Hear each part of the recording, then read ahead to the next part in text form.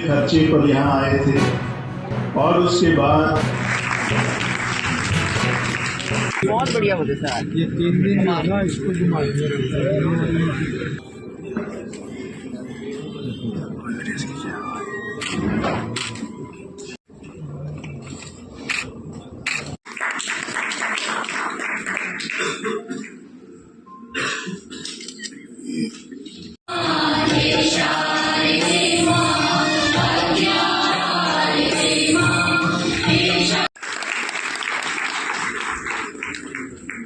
I would like to request Professor A.R. Chaudhary ji to honor Chief Executive Officer of Saraswati.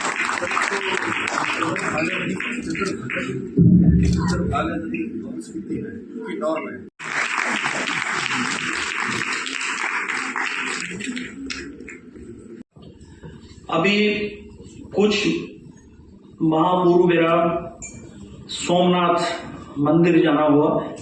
आप सब लोग जानते हैं गुजरात में हमारे जो 12 ज्योतिर्लिंग है उनमें से जो सबसे महत्वपूर्ण ज्योतिर्लिंग सोमनाथ मंदिर के रूप में वहाँ जो गीर जिले में प्रभास पाटन नगर के अंदर स्थित है। तो इस कितने दिन रहेगा, क्या क्या कार्यक्रम रहेगा, आज आगाज होगा? देखिए, सरस्वती महोत्सव हमारा बसंत पंचमी के अवसर पर माँ सरस्वती के अवतरण दिवस पर मनाया जाता है हर साल सरस्वती बोर्ड के द्वारा। तो अब की बार ये 29 जनवरी से लेकर और 4 फरवरी तक चलने वाला है। कल 29 तारीख को माननीय मुख्यमंत्री नायब सैनी जी ने आदि बद्री से बहुत भव्य कार्यक्रम में इसका शुभारंभ किया है। हमारी लगभग 28 के करीब बड़ी परियोजनाओं का शुभारंभ लोकार्पण भी किया है। तो हमारा जो कार्य है इसमें हमारा जो हेरिटेज है, हमारा जो कल्चर है, वो हम लोगों के सामने लेकर आना चाहते हैं। जो सरस्वती के ऊपर काम हो रहा है हम वो लोगों को दिखाना चाहते हैं। और ये जो मेला हमारा पेवा में है और आज कुरुक्षेत्र यूनिवर्सिटी में कॉन्फ्रेंस इंटरनेशनल हम सरस्वती के ऊपर कर रहे हैं, जिसमें जीएसआई के लोग हैं, जिसमें जियोलॉजिकल सर्वे ऑफ इंडिया है, आर्कियोलॉजिकल सर्वे ऑफ इंडिया है, सीडब्ल्यूसी है, यानी कि देश की बड़ी बड़ी एजेंसी, इसरो हैं, बड़ी बड़ी एजेंसियों के जो अधिकारी हैं, आज इस पे हम मंथन करने यहाँ पर पहुँच रहे हैं। और बहुत सारा जिन लोगों ने पेपर पब्लिश किए हैं या जिन लोगों ने बहुत ज़्यादा शोध इसके ऊपर किया है, वो भी कार्य हम यहाँ पर दिखाने वाले हैं। तो हमारा ये मेला जो है 29 से लेकर 4 फरवरी तक चलने वाला है।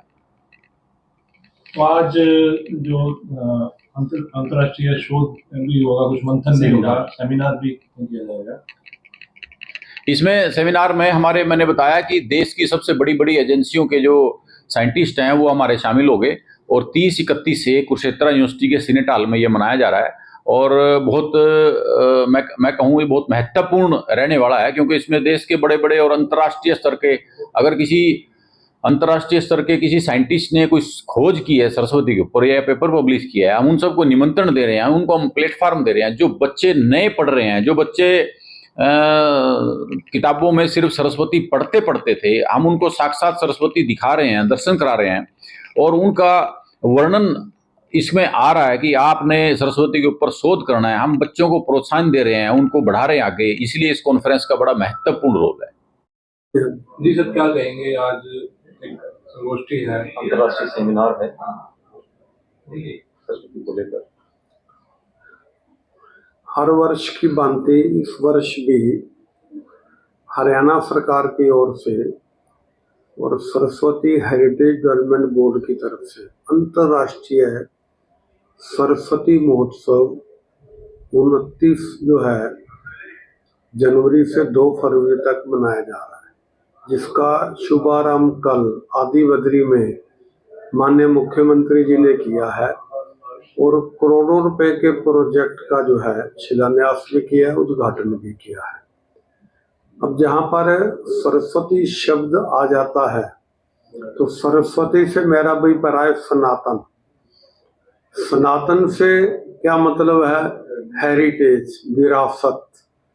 तो जब हम ये बात करते हैं कि रोमो मिश्र यूनानो मिट गए जहाँ से, कुछ बात है कि हस्ती मिटती नहीं हमारी, सदियों रहा है दुश्मन दौरे जहाँ हमारा, कुछ बात है कि हस्ती मिटती नहीं हमारी। तो जब हम इतिहास की पुस्तकों को पढ़ते हैं तो हमें पता चलता है कि दुनिया की सबसे पुरानी सभ्यता भारत की है, और वो सभ्यता क्या है? सरस्वती सिंधु सभ्यता।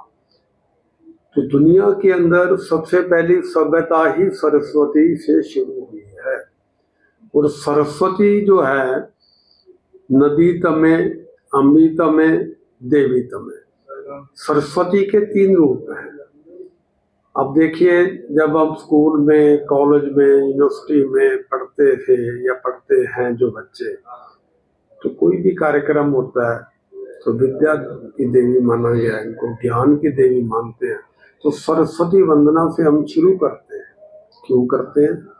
क्योंकि ये हमारा सनातन है। ये हमारे बुजुर्गों ने, हमारे दादा ने, नाना ने, परदादा ने हमें ये बात सिखाई है कि बेटा, कंठ पर हमेशा सरस्वती का वास होता है। अच्छा बोलो, अच्छा सुनो, अच्छा देखो, ताकि जीवन में तुम आगे बढ़ो। और ये जो सरस्वती महोत्सव मनाया जा रहा है, ये केवल एक ही इसका आयाम नहीं है कि हम केवल सरस्वती नदी की बात कर रहे हैं। सरस्वती जो है देवी रूप में भी है, और सरस्वती जो है एक जो है शिक्षा की देवी के रूप में भी है।